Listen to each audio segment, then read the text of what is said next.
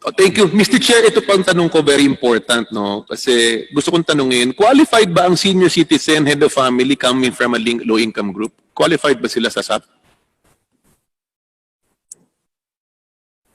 Senior citizen, head of a family coming from a low-income group, are they qualified?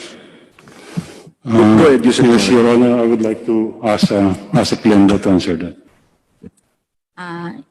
Yes, Mr. Chair. If the senior citizen is the head of the family, they are qualified to receive the SAP.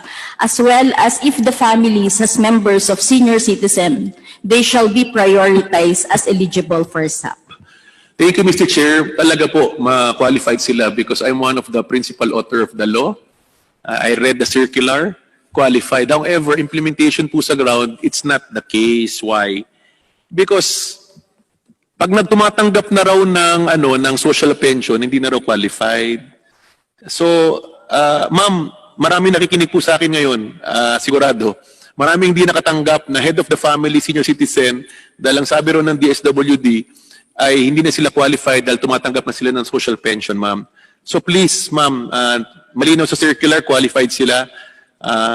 Kausap ko rin po ang maraming tao, senior citizen, dinisqualify sila dahil may SOCPEN na raw.